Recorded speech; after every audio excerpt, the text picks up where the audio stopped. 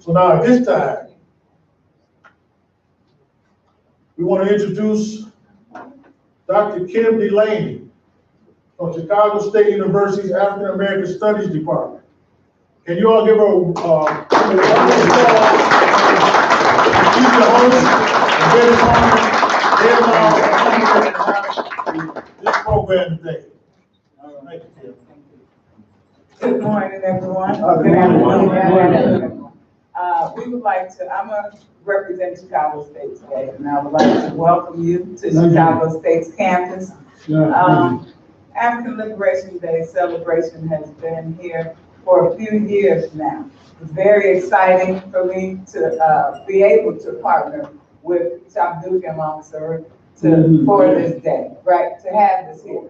Much like Chicago State, APRP is kind of the grassroots grinding. Just like it reminds me of Chicago State, right? You do the work, grind in, stay committed, and kind of dig out the truth of things, right? And the real matters, and stay in the battlefield like Chicago State does. It's much like Chicago State, so it definitely should be here, right? It's much like this university. It's what we do. You don't get the attention, right, or the accolades that we should. We don't get the attention. We don't get the attention. We don't get the help often, right? But there are real warriors involved in this movement, right, and involved in this celebration day.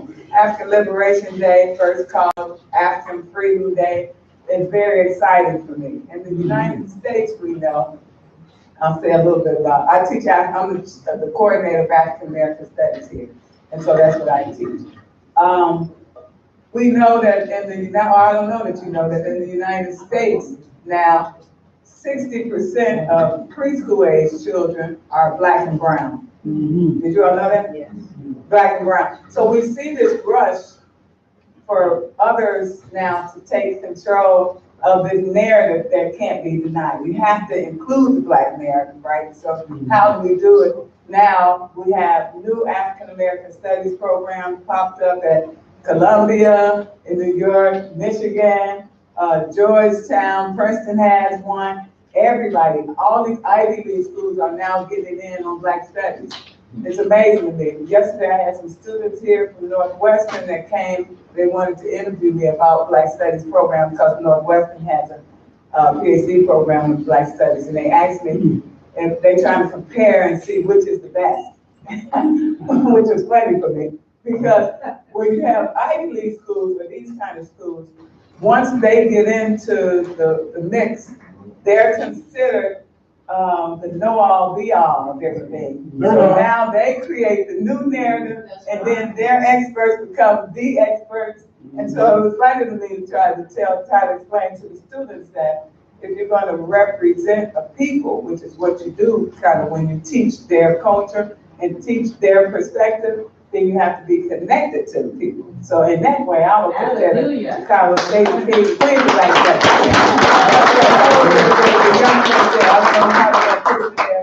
You know, I hope I don't get fired from saying that.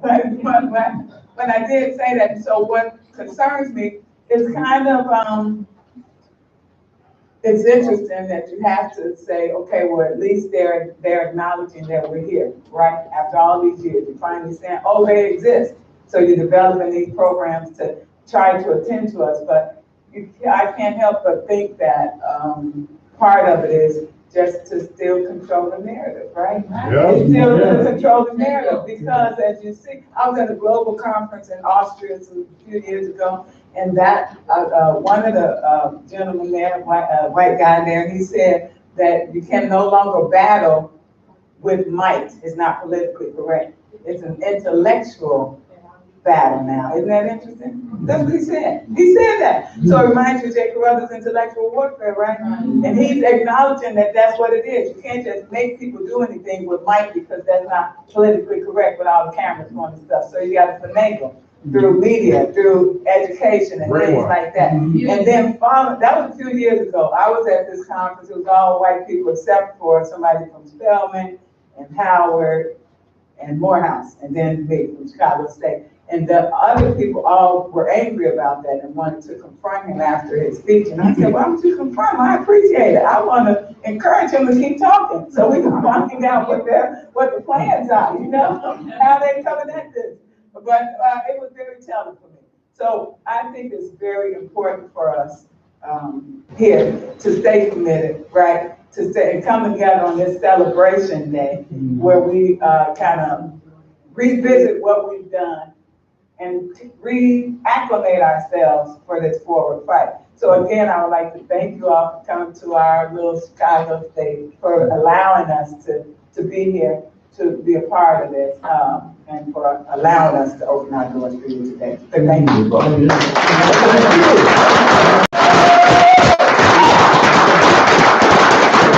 She said,